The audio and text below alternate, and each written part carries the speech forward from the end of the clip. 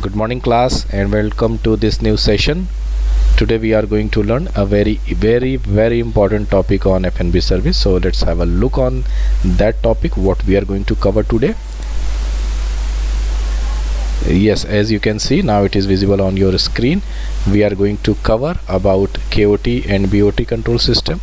Once we are through this, then we will have a look on making of bills, cash handling equipments, and finally we will cover the record keeping.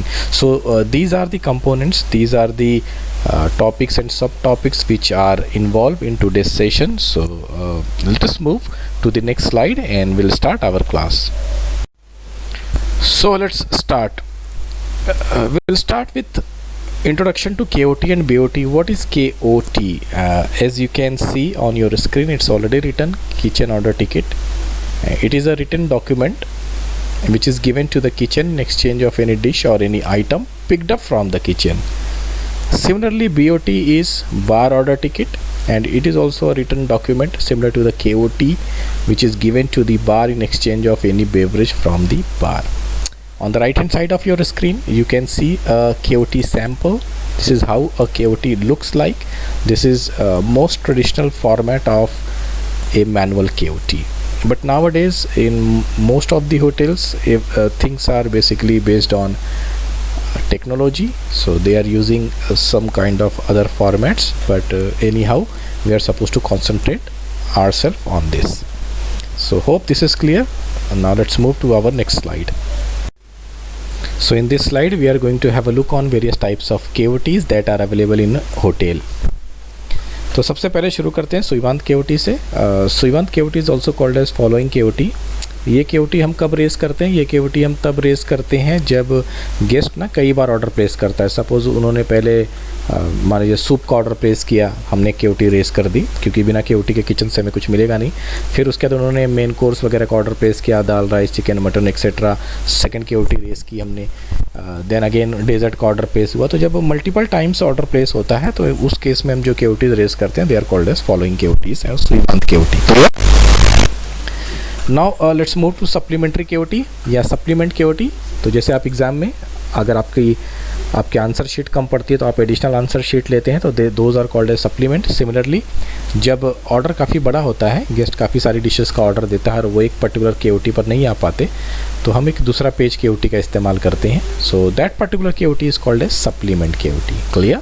Quite simple. नाम में ही है कि supplement, तो हमें पता चल जाता है नाम से. थर्ड इज़ रिटॉर KOT. It is also called as return KOT. और आगे आप देखिए तो लिखा है और इनप्ला KOT. क्लियर? तो कई बार क्या होता है कि गेस्ट जो फूड ऑर्डर देता है वो फूड ऑर्डर उसके हिसाब से नहीं बनता. कई बार क्या होता है कि उसमें नमक ज़्यादा हो गया या तीखा ज़्यादा हो गया, ऑयल ज़्यादा है, या कई बार सी फूड के केस में क्या होता है कि वो सी फूड फ़िश वगैरह जो है ना वो थोड़ी सी स्टेल होती है, वो थोड़ी सी बासी होती है. तो इस केस में when guest is not satisfied तो ही रिटर्न्स दी फूड. तो अगर ऐसी कोई स्थिति होती है तो उस केस में जो कैप्टन है, जो ऑर्डर टेकर है, या मतलब जो वेटर, हालांकि वेटर तो नहीं लेते ऑर्डर तो कैप्टन ही लेते हैं, but here we can take the name. वो हम जनरल रेफरेंस के लिए वेटर बार बार नाम ले सकते हैं. सो जो KOT रेस की जाती है क्योंकि वो रिटर्न हुआ है चीज़, तो उसके बदले में जो ऑर्डर प्लेस किया गया है ना, उन दोनों के KOT पे लिखा जाता है. तो हम मेंशन करते हैं कि this particular food is return. तो रिटर्न क्या आइटम हुआ है वो लिखा जाता है रिटॉर के नीचे, और फिर एक हेडिंग बनाई जाती है एनप्ला, यानी उसके बदले में क्या प्लेस हुआ है. तो गेस्ट हो सकता है उसी चीज़ को दोबारा मंगाए. जैसे मान लीजिए राजमा की दाल आपने ऑर्डर की थी और राजमा की दाल रिजेक्ट की गई है, अगेन दूसरी फ्रेश राजमा की दाल का ऑर्डर किया गया है, तो डिश विल रिमेन सेम. तो आप लिखेंगे रिटॉर राजमा दाल, इनप्ला राजमा दाल. कई बार क्या होता है कि डिशेस बदल जाती हैं. जैसे राजमा दाल गेस्ट ने खाया, उससे पसंद नहीं आया तो उसने डाल दिया तूर दाल या येलो दाल, तो आप लिखेंगे रिटॉर राजमा दाल, उसके नीचे फिर हेडिंग डालेंगे इनप्ला येलो दाल. तो इसका मतलब इस बार डिश बदली है. ठीक है? तो ये होता है इन केस ऑफ रिटॉर KOT. मेरे ख्याल से आप समझ गए होंगे, काफ़ी सिंपल एग्जांपल है. नेक्स्ट है नो चार्ज KOT और हाउस स्लिप. देखिए इसको लेके कई भ्रांतियां हैं कि किस सर्कमस्टांसेस में इसको रेस करना चाहिए. मल्टीपल एग्जांपल्स मिलते हैं आपको, ठीक है, लेकिन एक बहुत कॉमन एग्जांपल ये है कि जब कई बार होता है पोर्शन थोड़ा सा कम पड़ जाता है गेस्ट को, या इनसफिशिएंट पोर्शन सर्व होता है, पोर्शन थोड़ा कम सर्व होता है, तो उस केस में जब गेस्ट को हम थोड़ा सा और ला कर देते हैं फूड, तो वो जो फूड को आपको किचन से लाना है, क्योंकि किचन वाला तो जो है वो आपको बिना केओटी के फूड देगा नहीं, तो उस केस में हमें ये नो चार्ज केओटी रेज करनी पड़ती है। क्लियर? तो एक बहुत ही सिंपल एग्जांपल ये है इसका, कंफ्यूज ना हो आप, तो इसके लिए इसको सी पे रोकते हैं, हम थोड़ा सा भी और डिस्कस कर लेंगे इसको। नेक्स्ट हम बात करते हैं कॉम्प्लीमेंट्री केओटी की। तो कॉम्प्लीमेंट्री केओटी कब रेस की जाती है? जब कोई भी चीज़ कॉम्प्लीमेंट्री या फ्री ऑफ कॉस्ट दी जाती है। ठीक है, जैसे कि मान लीजिए हम कोई भी डिश ऑर्डर करते हैं तो उसके साथ जो अकम्पनीमेंट सर्व होते हैं, तो उन अकम्पनीमेंट्स को हमें किचन से लेने के लिए again we are suppose to raise a complimentary KOT. Clear? तो ये बेसिकली अकम्पनीमेंट्स वगैरह को लेने के लिए, किचन से पिक करने के लिए कॉम्प्लीमेंट्री केओटी को हमें रेस करना पड़ता है। तीसरा आप देख सकते हैं एडमिनिस्ट्रेटिव एंड जनरल केओटी। ये कब रेज होती है? जो होटल में मैनेजर्स होते हैं, चाहे वो रेस्टोरेंट मैनेजर हो, F&B मैनेजर हो, आउटलेट मैनेजर हो, एग्जीक्यूटिव हाउसकीपर हो, तो कहने का मतलब जो मैनेजर लेवल के लोग होते हैं, इन्हें थोड़ा सा होटल जो होता है वो एडिशनल बेनिफिट्स देता है। तो महीने में इन्हें कुछ पर्टिकुलर अमाउंट का मील अलाउ किया जाता है, तो स्टाफ मील के अलावा वो ये कंज्यूम कर सकते हैं।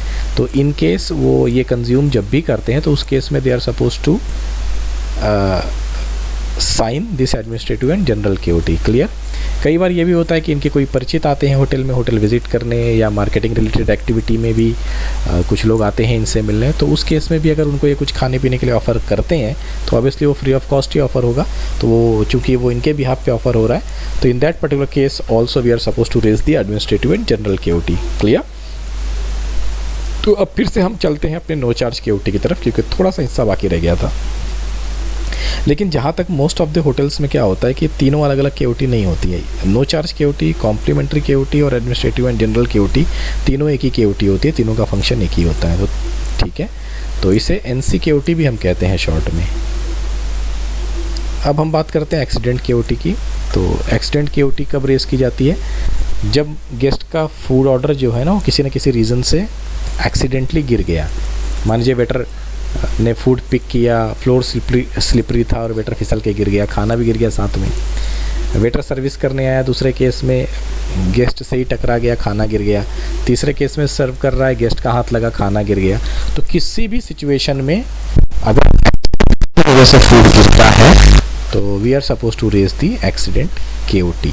क्लियर? तो नया ऑर्डर प्लेस होता है और एक्सीडेंट केओटी फिल होती है। फिर डुप्लीकेट केओटी, जो आखिरी केओटी हमारी डुप्लीकेट केओटी, ये एक नया कॉन्सेप्ट आया है आजकल, पहले ये नहीं था। तो कई बार क्या होता है कि चाहते या ना चाहते हुए भी कुछ बिज़ी जो शेड्यूल चलता रहता है, तो उसमें क्या होता है केओटीज़ मिसप्लेस हो जाती हैं। तो अगर आपकी केओटीज़ मिसप्लेस हो गई है, तो रिफ़र करने के लिए फिर हमें एक डुप्लीकेट केओटी रेस करनी पड़ती है। So those particular KOTs are called as duplicate KOTs. Hope clear है? कोई डाउट नहीं है? Now let's move to our next slide. So here we are going to cover the KOT control, how the KOT control takes place. There are various methods to control the KOT, or there are various methods of checking. Clear? So one method, the most popular method, is triplicate KOT system. So as the name suggests, 3 copies of KOT are raised. Clear? The top copy goes to kitchen. Whenever order is taken, it is taken in triplicate. The top copy or the original copy is sent to kitchen, so that food orders are collected. The middle copy, it goes to cashier. Clear? That is called as the first copy after the top copy. Second copy remains with the steward for the reference purpose, so that he can refer that particular KOT and he can serve accordingly. Then there is one more copy. One copy remains in the KOT book, that is called as book copy, and sometimes it is also called as reference copy. So these are the methods in triplicate KOT system. So what happens in this method? When the dish is prepared and dish is delivered to the guest from the kitchen, once the waiter takes the delivery, then that particular KOT is sent to the KOT box. Clear? and once the bill is cleared from the guest, bill is always as you know ki made in duplicate, because guest can carry a copy and the second copy which remains with the cashier. So what cashier does, cashier staples all the KOTs of that particular table with that bill, and he again drops that particular KOT plus that bill in the KOT box. So by collecting these two KOTs from kitchen and from the cashier, and with the help of that book copy, FNB controller tallies everything. So in case of any discrepancy, in case of any fault, inquiry takes place, and then fine and all that occurs. But this is the most popular method of keeping a control on billing activities, and this is widely used in good establishments, say high class hotels or restaurant. They use this system. So this is one of the most popular system that is used to control the KOTs. Hope there is no doubt in your mind. Now let us move to our next slide, where we will see the other methods of controlling the KOT. Here you can see the circulation of the copies, how the first copy is going to the kitchen, clear, and after placement of the guest order, the second is goes to cashier, the next copy remains with waiter, okay, and then everything is compiled in the night audit, clear. So this is what we discussed in our previous slide. It is exactly the same thing. Okay, now let's move to our next slide. तो इस slide में चलिए हम बात करेंगे duplicate KOT system की। हमने triplicate कर लिया। अब देखते हैं कि क्या होता है जब हम 3 कॉपी नहीं बल्कि 2 ही कॉपी बनाते हैं। तो अगर हमने KOT की सिर्फ 2 ही कॉपियाँ बनाई है, यानी हमारा जो सिस्टम है, हमारे होटल में जो सिस्टम यूज़ किया जा रहा है, that system will be called as duplicate KOT system, clear. तो इस केस में क्या होता है, पहली कॉपी जो होती है as usual it goes to kitchen, clear. The first copy send to the kitchen, जिसके बेस पे फूड का ऑर्डर प्रिपेयर होता है, क्लियर। और फूड ऑर्डर पिक होने के तुरंत बाद ही first copy is dropped into the control box for auditing, clear. Waiter जो होता है ना, उसके पास सेकंड कॉपी हमेशा मौजूद होती है, वो उसको रेफरेंस के तौर पर यूज़ करता है, और जब वो फूड सर्व कर चुका होता है तो the second copy is goes to the cashier, ठीक है। तो सेकंड कॉपी जो होती है वो कैशियर के पास वो जमा कर देता है, डिपॉजिट कर देता है, so that cashier can make the bill and present same. तो ज़्यादातर क्या होता है कि उस KOT को ही बिल बना दिया जाता है, क्लियर। तो this is what happens in duplicate KOT system, यानी जो सेकंड हमारी KOT है वही it acts as a guest bill, clear, लेकिन वो एक बार कैशियर के पास से होकर गुजरना जरूरी है। तो this is what happens in duplicate KOT system. अब चलिए बात करते हैं सिंगल ऑर्डर शीट की। ये भी एक तरह का मेथडोलॉजी है, यानी यहाँ पर हमने सिर्फ एक ही शीट रेस की है, एक ही तरह की KOT रेस की है, क्लियर। तो ये इस तरह का जो सिस्टम होता है सिंगल ऑर्डर शीट, ये बेसिकली छोटे होटल्स में, कैफ़े में, ईरानी रेस्टोरेंट्स में, इनमें काफ़ी पॉपुलर होता है, ठीक है। तो इनमें क्या होता है कि वेटर ऑर्डर लेने के बाद waiter rights it on the KOT, वो KOT पर उस ऑर्डर को रिकॉर्ड कर लेता है, लेकिन किचन में जाकर वो ओरली ऑर्डर प्लेस करता है, ठीक है। और जब गेस्ट अपना फूड कंज्यूम कर चुका होता है, उसके बाद when he request for the bill, तो वेटर जो है ना उस प्राइस को उसके ऊपर लिखकर एज ए बिल उसे पकड़ा देता है, जो कि गेस्ट उस बिल को ले जाकर कैशियर को सबमिट करके ड्यूस वगैरह अपनी क्लियर करके, फिर अगर ज़रूरत पड़े तो वो लेता है उस बिल को, या नॉर्मल तौर पर उसे कैशियर ही रख देता है ताकि फिर वो टैली कर सके, वो कंट्रोल कर सके, क्लियर। तो ये इस तरह की जो मेथडोलॉजी है सिंगल ऑर्डर शीट, ये जैसे मैंने बताया कि अगर आप मुंबई साइड में हैं तो आप जो भी ईरानी रेस्टोरेंट है वहाँ पे, या पारसी रेस्टोरेंट्स हैं वहाँ पे, या कैफ़े हैं छोटे, उनमें बहुत चलता है। सेम वे आप उडुपी होटल्स में भी इसको देख सकते हैं। तो ये मेथडोलॉजी उन होटल्स में, उन रेस्टोरेंट्स में बहुत पाई जाती है, clear. Hope it is clear, quite simple है, ठीक है। Now let's move to our next slide. एक और तरह की बिलिंग मेथडोलॉजी का इस्तेमाल होता है, जिसे हम क्विक सर्विस रेस्टोरेंट मेनू कहते हैं। इसमें क्या होता है कि ये जो और थोड़ा सा छोटे रेस्टोरेंट हैं, उस जैसे हमने ईरानी रेस्टोरेंट वगैरह की बात की, थोड़ा उससे भी लो लेवल के हैं, उसमें ये मेथडोलॉजी फॉलो की जाती है। तो इसमें क्या होता है कि मेनू जो होता है ना, वो दीवार पे ही या तो लिखा होगा या बोर्ड में लिख के उसको वहाँ पर टांगा गया होगा। तो गेस्ट अपने हिसाब से उस चीज़ को चूज़ कर, जो भी उसे खाना होता है वो देख के अपना ऑर्डर प्लेस करता है, उस बोर्ड को देख के क्लियर। फिर इसके बाद जब गेस्ट खा चुका होता है तो वो सीधे कैश काउंटर पर जाता है, जहाँ पर कैशियर खुद ही बिल बनाता है, ठीक है। वो ऑब्वियसली वो वेटर से पूछता है क्या क्या खाया है गेस्ट ने, तो उसके हिसाब से वो बिल बनाता है और फिर बिल को स्टैम्प कर देता है और उसके अगेंस्ट में वो अपने पैसे कलेक्ट करता है। Clear. So this is what happens in QSR menu and customer bill. Clear? Now let's move to the next slide.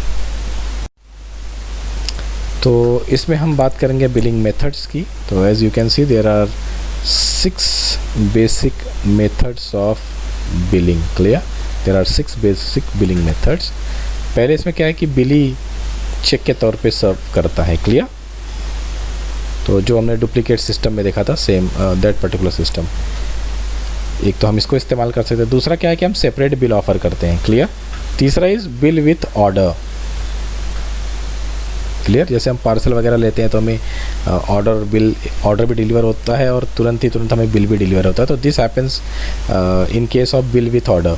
Prepaid, तो प्रीपेड हम सब जानते हैं, जैसे हम मोबाइल का प्रीपेड टॉक टाइम या बैलेंस भरवाते हैं या हम टिकट वगैरह कोई भी चीज़ परचेस करते हैं एडवांस में, तो that is called as prepaid. Voucher, तो वाउचर का मतलब होता है ऐसा कोई भी क्रेडिट इशू करना जो थर्ड पार्टी के द्वारा किया जाता है। ठीक है। तो हमें कुछ ना कुछ उन वाउचर का इस्तेमाल करने पर कुछ डिस्काउंट वगैरह मिलता है। कई बार वाउचर इतने हेवी होते हैं कि सारी की सारी चीज़ें उसमें फ्री में भी आ सकती हैं। तो डिपेंड्स कि वाउचर का नेचर क्या है। और जो एक दूसरा जो मेथड है बिल चार्ज करने का वो है नो चार्ज। क्लियर। तो यानी इसमें कस्टमर को कुछ भी चार्ज नहीं किया जाता है। अब हो सकता है ये क्रेडिट कार्ड वाला सिस्टम हो कि एटलीस्ट आपको टाइम बिंग आप अपने खीसे से तो कुछ नहीं दे रहे हैं, तो समथिंग लाइक दैट, उस तरह का कुछ एक कॉन्सेप्ट है। Clear. So hope this is also clear. Now let's move to our next slide. तो चलिए अब बात करते हैं कैश हैंडलिंग इक्विपमेंट्स की। तो हम कैश कैसे हैंडल करते हैं? हम कैश मैनुअल सिस्टम से हैंडल करते हैं। क्लियर। तो यानी इंसान ही है जो हैंडल कर रहा है। सेकेंड है प्री चेकिंग सिस्टम। तो इसमें क्या होता है कि orders are enter directly on to a keyboard. फिर क्या होता है कि वो प्रिंट निकलता है वहाँ से डुप्लीकेट में, और जिसमें सारे ट्रांजैक्शंस के रिकॉर्ड होते हैं। क्लियर। तो जिस तरह का जो सिस्टम होता है वो पॉपुलर रेस्टोरेंट में या आजकल के हाईटेक रेस्टोरेंट्स में पाया जाता है। ठीक है। यानी जो हम प्रिंट आउट देते हैं बिल का, that is called as pre checking system. Next है इलेक्ट्रॉनिक कैश रजिस्टर। क्लियर।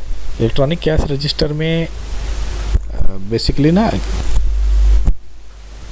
जैसे आपने पीओएस देखा होगा, तो ये पीओएस की तरह ही होता है इलेक्ट्रॉनिक कैश रजिस्टर, जहाँ पर हम बेसिकली कह सकते हैं कि वी पे बाय क्रेडिट या डेबिट कार्ड टाइप की चीज़ें जहाँ पर होती हैं।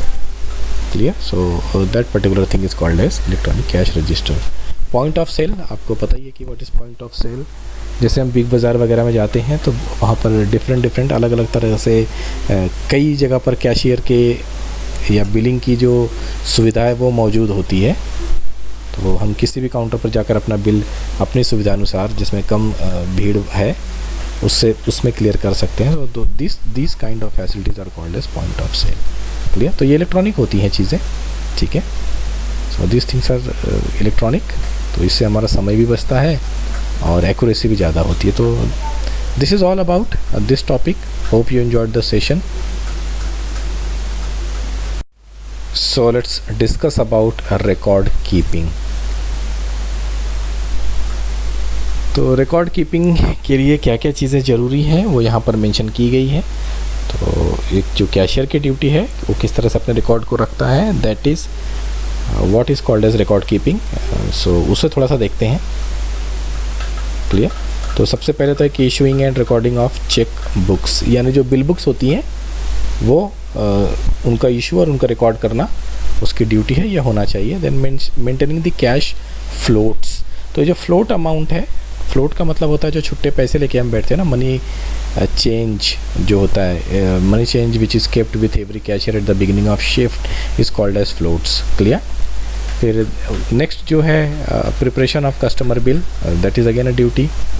Then maintaining the copies of food and wine orders together with the bill in case of server और कस्टमर क्वेरीज।